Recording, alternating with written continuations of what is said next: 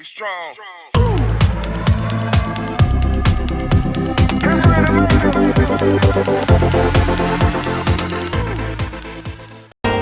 Pemirsa, terima kasih Anda masih menyaksikan Gapai Kemuliaan. Kita lanjutkan kembali bahasan kita Pak Kiai. Nah, tadi tanggal 10 Muharram itu kan memang hari yang spesial ya. Salah satunya memang banyak orang yang kemudian memanfaatkan momentum ini untuk bersedekah, kemudian untuk menyayangi anak yatim begitu. Nah, puasa juga menjadi salah satu momen yang rasa-rasanya kita tuh selalu lakukan biasanya setiap bulan Muharram. Betul. Nah, kalau kita kaji lebih jauh Pak Kiai, kalau kita bicara soal puasa di bulan Muharram ini seperti apa? Ya, memang ada kesunahan. Bahkan waktu Nabi ke kota Madinah, dilihatnya orang-orang Yahudi itu berpuasa. Kemudian Nabi bertanya, puasa apa kalian? Ya, mereka bersyukur karena Nabi Musa alaihissalam diselamatkan dari kejaran orang-orang kafir pada waktu itu di bawah Fir'aun itu. Maka Nabi mengatakan sesungguhnya kami yang lebih berhak memperingatinya. Oh, oke. Maka Nabi mensyariatkan untuk melakukan puasa di bulan Muharram itu karena memang banyak sekali peristiwa-peristiwa besar itu secara bahasa kita mungkin secara kebetulan ada beberapa catatan kisah tentang Nabi Adam, kisah tentang Nabi Musa, kisah tentang Nabi Nuh diselamatkan dari perut ikan dan lain sebagainya, itu terjadi dalam Muharram, sehingga dijadikan Muharram itu bulan syukur. Nah, syukurnya itu dengan cara berpuasa dan banyak memberikan perhatian secara material kepada orang-orang anak yatim dan orang-orang duafa. Itu seperti itu. Spesifiknya di tanggal 10 atau biasanya kita gabung? Dari tanggal 1 sampai tanggal 10. Oke, jadi sepanjang tanggal 1 sampai tanggal 10 ya. Untuk memberikan pembeda juga ya Pak Kiai ya. Nah, ini yang menarik juga. Kalau bicara soal bulan Muharram biasanya karena kita masyarakat Indonesia kan sangat lekat dengan tradisi ya. Saya orang Jawa, jadi bulan Suro tuh udah biasanya ramai lah Pak Kiai. Dan lekat sekali dengan stereotip mistis begitu. Nah, bagaimana kemudian Islam memaknai hal ini?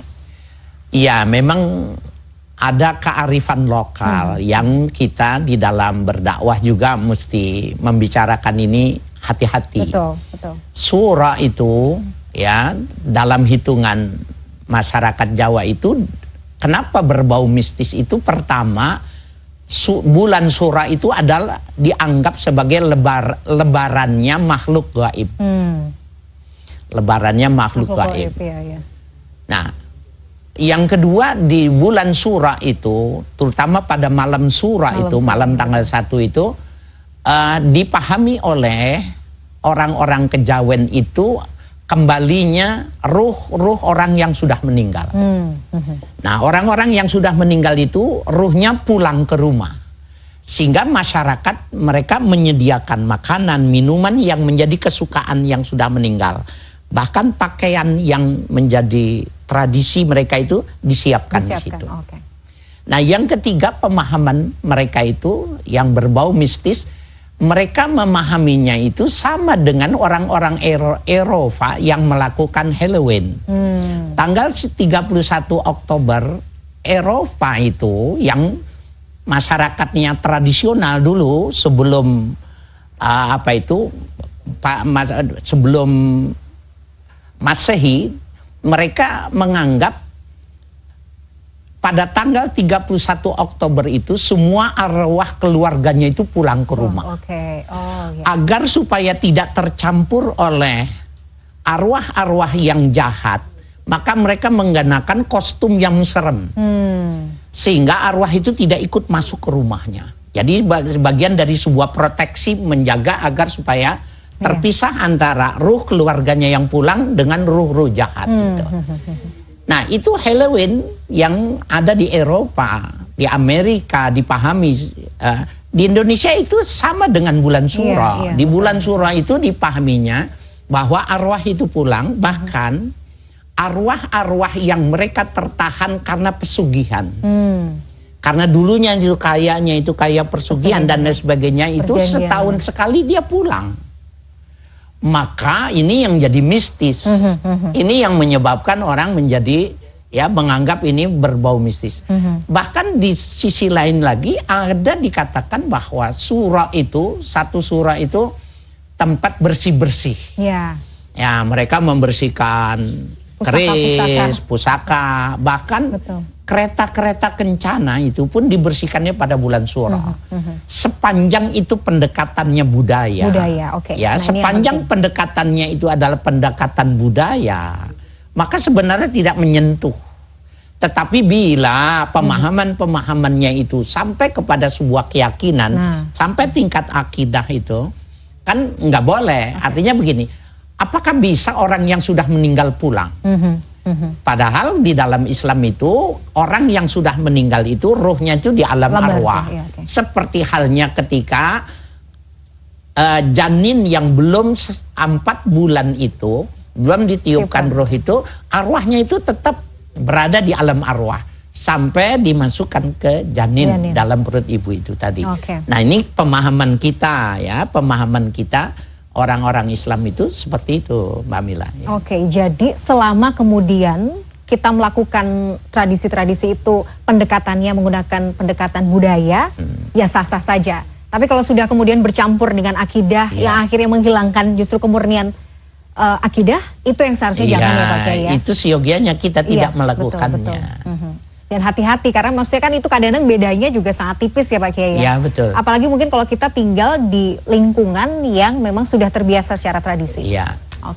Nah Pak Kiai, yang kemudian juga menjadi penting adalah bagaimana seharusnya umat muslim ini merayakan atau memaknai Muharram. Kadang-kadang kan kita ingin menyerupai pergantian tahun baru Masehi biasanya dengan perayaan yang besar, dengan perayaan yang meriah gitu. Ada mungkin sebagian orang yang merayakannya juga dengan meriah gitu untuk mengganti tahun Islam ini. Tapi seyogianya tuh seperti apa sih kita sebagai seorang muslim harus menyikapi tahun baru Islam ini? Iya, ini menarik nih pertanyaannya. Bahwa sebelum perhitungan Hijriyah itu ya, mereka itu ada upacara besar di zaman Nabi itu yang Mihrajan, Nairuz, itu adalah malam tahun baru yang menurut perhitungan kalender Romawi. Ada Mihrajan, ada pesta rakyat yang menurut perhitungan orang-orang Persia. Mereka membuat perhitungan penanggalan sendiri dan mereka pesta. Itu jaraknya itu 6 bulan antara yang Nairuz dengan Mihrajan itu. Nabi melihat orang Islam juga turun ke jalan, kira-kira gitu ya. Ada yang mungkin kalau sekarang ya bakar ikan, ya kumpul-kumpul main petasan, bakar jagung dan lain sebagainya. Kemudian Rasul tidak dengan berbahasa yang kasar, tetapi Rasul mengatakan qad abdalakumullah ya khairun minhuma. Allah sudah menggantikan untuk kalian dari 2 acara itu tadi, 2 pesta besar itu tadi. Idul Fitri wa Idul Adha. Jadi 2. Nah, jadi pesta tahun baru yang Nairuz dengan Mihrajan itu, yang dari Romawi dan yang dari Persia itu, dalam perspektif Islam, Nabi mengatakan, kalian jangan ikut lagi. Kalian ini sudah diberikan sama Allah penggantinya, yaitu pesta Idul Fitri dan pesta Idul Adha.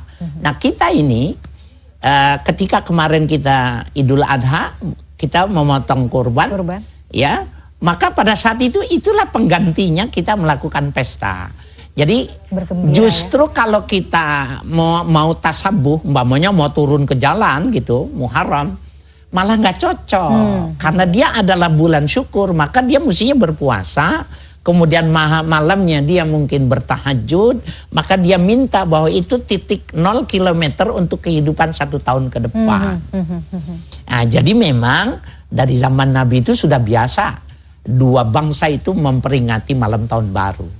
Jadi sebenarnya polanya berulang saja ya Pak Kiai ya, mirip maksudnya dengan dinamika yang terjadi sekarang tuh sebenarnya sama aja ya. Dan Rasul juga sudah tadi memberikan penjelasan dan penegasan. Nah, tadi kembali lagi ya. Kalau ini sebagai sebuah budaya yang sudah menggejala.